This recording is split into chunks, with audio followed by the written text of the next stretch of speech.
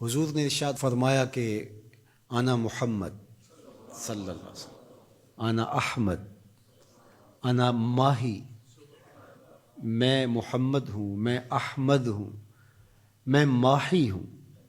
ماہی کا معنی فرمایا جس سے کفر مٹتا ہے۔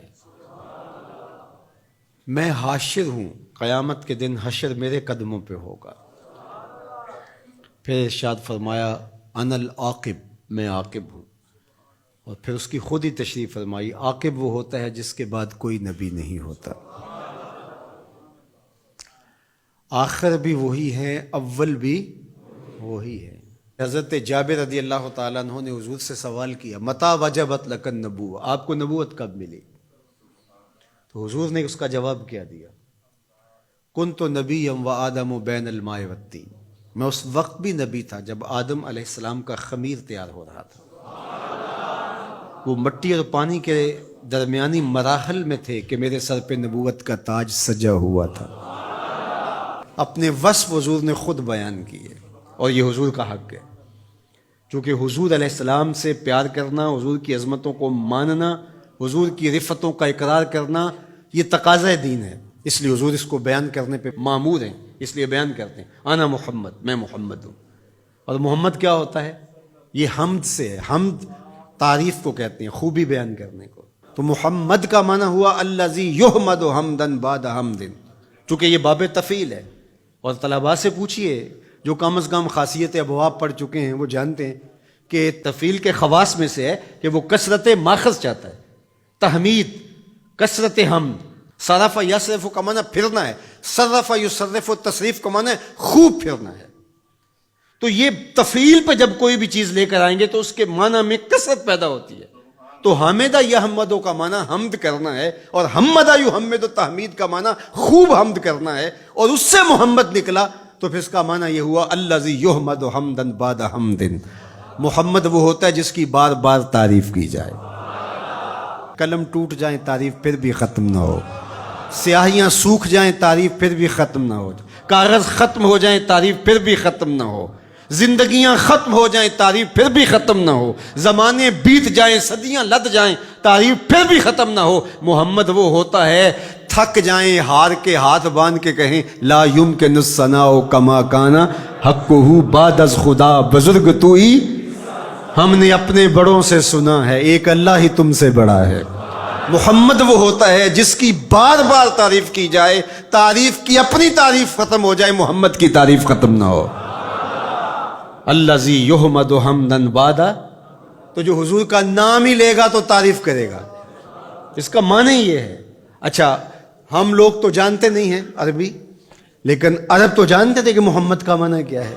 تو ایک دن انہوں نے دارالندوہ میں بیٹھ کے میٹنگ کی، صحیح بخاری میں روایت ہے، انہوں نے کہا کہ عجیب آدمی ہو تم تو اہل زبان ہو نا، اور محمد بھی کہتے ہو اور عیب بھی لگاتے ہو، یہ کیا بات ہوئی؟ انہوں نے کہا یار بات تو ٹھیک ہے، کہا پھر ایک کام کرو، یا محمد کہنا چھوڑ دو یا عیب لگانا چھوڑ دو۔ انہوں نے کہا ٹھیک ہے، ہم عیب لگانا تو نہیں چھوڑیں گے، بغض تھا، بھرا ہوا تھا نس نس میں۔ کہا ہم نام بدل لیتے ہیں۔ جی بدل لیں، کیا بدلیں گے؟ کہا مزمم رکھ لیتے ہیں، معاذ اللہ۔ تو جس طرح باب تفعیل پہ محمد ہے حمد سے، اس طرح باب تفعیل سے ہی مزمم آتا ہے، اور یہ مذمت سے ہے۔ تو انہوں نے معاذ اللہ بار بار مذمت کیا گیا، اس معنی میں لفظ مزمم نام رکھ لیا۔ تو وہ اس طرح مزمم کہہ کے اپنے خوب سے باطن کا اظہار کرنے لگے۔ تو کسی صحابی نے سنا، دل دکھا، حضور کی خدمت میں آیا، کہ حضور وہ مزمم کہہ کے گالیاں دیتے ہیں۔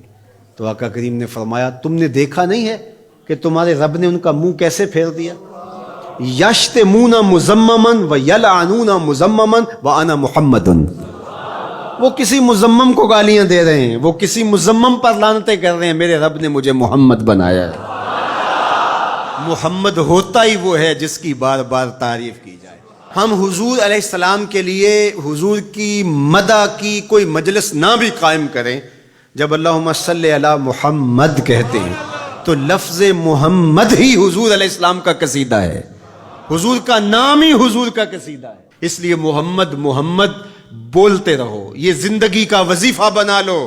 یہ میٹھا نام ہے، یہ نام کوئی کام بگڑنے نہیں دیتا، یہ نام کوئی کام بگڑنے نہیں دیتا، بگڑے بھی بنا دیتا ہے نام محمد صلی اللہ.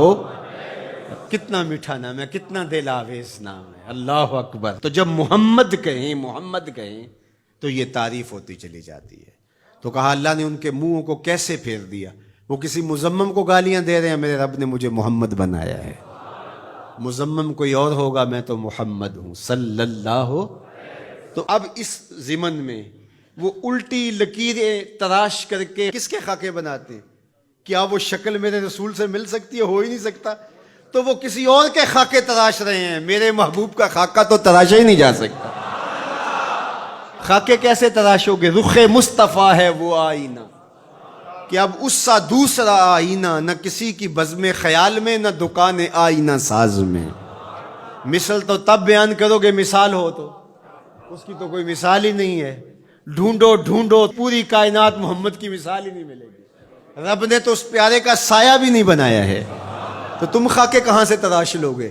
تم کسی مزمم کی بات کر رہے ہو. محمد ہے، محمد ہے. محمد کے خاکے تراشے نہیں جا سکتے، محمد کی شبیہ بنائی نہیں جا سکتی. رب نے کائنات میں ایک ہی محمد بنایا ہے. مثل او در عالم مقام تصور نیز، اس کی مثل بزم عالم میں ممکن ہی نہیں ہے. خدا نے وہ سچائی پن چھڑیا ہے جدے وچ محمد نو ٹالیا سی. حسینہ جمیلاں دا منہ موڑ دیتا، محمد بنا کے قلم توڑ دیتا. یہ کس کی لکیریں تلاش رہے ہیں؟ یہ کس کے خاکے بنا رہے ہیں؟ میرے محمد کو رب نے بے مثال بنایا ہے. کوئی مثل نہیں ڈھولن دی، کوئی مثل نہیں ڈھولن دی. چپ کر میرے علی اتھے جا نہیں بولن دی. یہاں تو لفظ بھی گنگ ہو جاتے ہیں، یہاں تو لفظ بھی ساتھ چھوڑ جاتے ہیں. تیرے جلووں کے آگے ہمت شرح و بیاں رکھ دی. تیرے جلووں کے آگے ہمت شرح و بیاں رکھ دی. زبان بے نگاہ رکھ دی، نگاہ بے زبان رکھ دی. جس نے دیکھا ہے وہ بول نہیں سکتی. حضرت عمر بن عاص رضی اللہ تعالیٰ عنہ، صحیح بخاری اٹھائیے، ان سے تابعی جا کے پوچھتے ہیں تو وہ رونے لگے، دیوار کی طرف رخ کر دیا اور روئے اور خوب روئے. اور پھر رخ پھیرا تو آنے والوں سے کہا کہ لو سئلت ان اصفہ ما اتقت، اگر تم مجھے یہ پوچھنے آئے ہو نا کہ حضور کیسے تھے، اللہ کی قسم میں طاقت نہیں رکھتا. یہ کون کہہ رہا ہے جو شام سویرے دیکھتا رہا؟ پیر وارث شاہ نے بھی قلم توڑ ہی دیا. جنہ ویکھیا نہیں او کرن گلاں، جنہ ویکھیا ہو تے بول دے نہیں.